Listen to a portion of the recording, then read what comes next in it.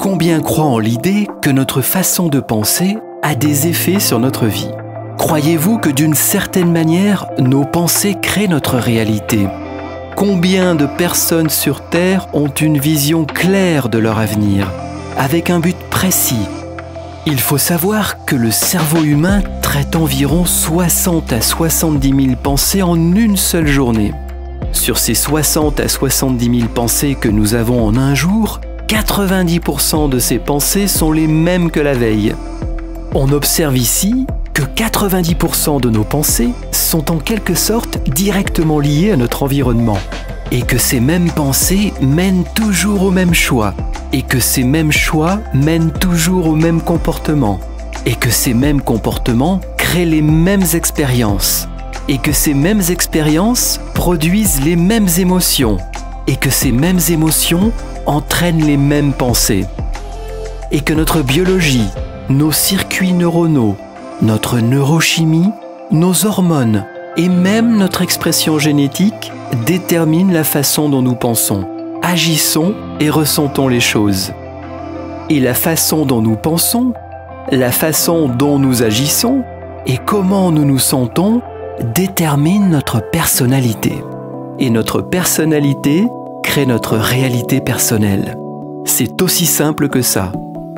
Alors, si nous voulions créer une nouvelle réalité personnelle, une nouvelle vie, un nouvel avenir avec de nouveaux objectifs pour nous, nous devrions commencer à réfléchir à ce que nous venons de penser et changer le contenu de nos pensées, changer le contenu de nos programmes déjà installés. Nous devrions devenir plus conscients, plus ouverts à nos pensées inconscientes afin de mieux les observer. Nous devrions faire attention à nos habitudes et comportements automatiques et les modifier. Nous devrions regarder attentivement les émotions que nous vivons chaque jour et qui sont liées à notre passé. Et décider maintenant, en conscience, si ces émotions appartiennent à notre avenir, si elles vont faire partie de notre nouvelle vie ou pas, si ces émotions nous servent ou nous desservent.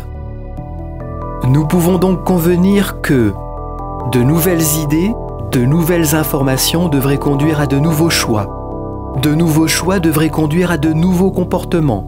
Et de nouveaux comportements devraient créer de nouvelles expériences. Et de nouvelles expériences devraient générer de nouvelles émotions. Et ces nouvelles émotions devraient conduire à de nouvelles pensées. Et cela s'appelle l'évolution. Mais si notre cerveau est un enregistrement du passé, et si nous n'avons pas de vision du futur, il est fort probable que nous vivions dans le passé et que nous n'arriverons jamais à ce nouvel avenir. Ainsi, quand nous nous réveillons le matin et que nous ne sommes pas définis par une vision plus grande que nous, et que nous nous levons en vivant sur les vieux schémas du passé et les anciennes émotions stockées dans notre corps, nous allons nous réveiller et nous allons ouvrir les yeux comme nous l'avons toujours fait. Et nous allons voir les mêmes personnes et aller aux mêmes endroits et faire exactement les mêmes choses exactement au même moment. Et au moment où nous décidons d'ouvrir vraiment les yeux, nous comprenons que c'est notre environnement externe qui contrôle ce que nous pensons et ressentons.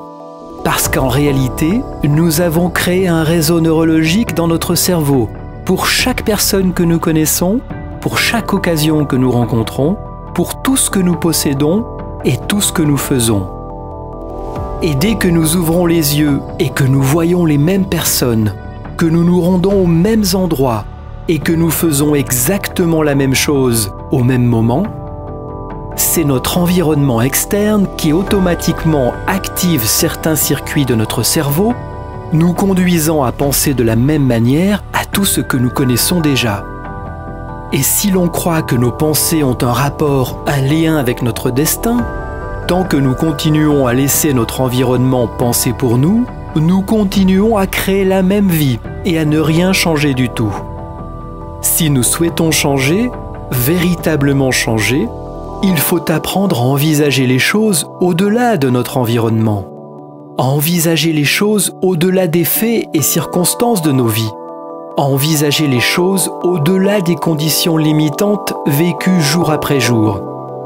Et tous les personnages les plus importants de l'histoire connaissaient ce principe.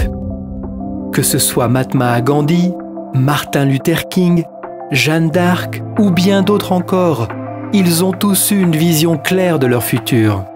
Cette vision était tellement vivante dans leur esprit qu'ils ont commencé à vivre comme si cette réalité future était en train d'arriver dans le moment présent. Ainsi, à partir du moment où nous cessons de faire les mêmes choix, de prendre les mêmes décisions, conduisant aux mêmes conséquences, c'est le moment où nous nous dirigeons vers notre nouveau soi, vers notre nouveau futur, vers notre nouvelle vie. Et nous appelons ceci entrer dans la rivière du changement, accepter d'entrer dans l'inconnu où tout commence véritablement. Mais attention, rappelons-nous que 95% de ce que nous sommes est contrôlé par notre corps en tant qu'esprit. Nous savons ceci à partir du moment où nous avons répété une action depuis tellement longtemps que notre corps l'anticipe mieux que notre cerveau. Ce qui parfois nous pousse à nous plaindre inconsciemment de cette situation. Nous savons ce qui se passe. Le corps commence à envoyer des signaux au cerveau, car au fil du temps, le corps a été conditionné de cette façon. Et tout à coup, nous commençons à entendre certaines pensées dans notre tête qui nous disent « Pourquoi ne commences-tu pas demain ? Demain est un jour meilleur. C'est trop dur pour moi. Je ne peux pas changer. Quelque chose ne tourne pas rond en moi. C'est peut-être la faute de ma mère. C'est peut-être la faute de mon ex-mari. C'est peut-être la faute de mon ex-femme. Je suis comme ça à cause de tel ou tel événement ou à cause d'une autre personne autour de moi. Tout ceci me semble terriblement injuste. Et au moment où nous commençons à répondre à toutes ces pensées, et si tout ceci est vrai, alors ces mêmes pensées nous conduisent au même comportement, qui créent les mêmes expériences et qui produisent les mêmes émotions, vers quelque chose qui nous semble juste et familier, réconfortant et rassurant. Mais alors, passer de l'ancienne version de soi-même à la nouvelle version de soi-même, entrer dans ce vide, entrer dans l'inconnu, entrer dans cette incertitude, est-ce dire que c'est la mort biologique, neurologique, chimique, génétique et hormonale de l'ancienne version de soi-même? Certaines personnes peuvent dire « Mais dans ce monde inconnu, je ne peux pas prédire ma vie ou mon avenir ». Et la réponse est toujours la même. Le meilleur moyen de créer notre avenir, c'est de le créer non pas à partir du connu, mais à partir de l'inconnu, en dépassant nos peurs, nos doutes et nos croyances limitantes. Le simple fait de visualiser régulièrement la personne que nous allons devenir commence à installer et à activer les circuits neurologiques dans notre cerveau, comme si l'expérience était déjà arrivée. Ceci veut dire que le cerveau organise son fonctionnement pour non plus vivre sous l'influence du passé, mais maintenant dans un futur déjà en place. Et quand nous commençons à nous sentir à l'aise dans ce nouveau monde, dans ce monde inconnu, c'est véritablement là que la magie opère. Et cette magie, cette transformation continue de l'être, ne se produit jamais dans un monde connu, mais dans un univers nouveau à construire.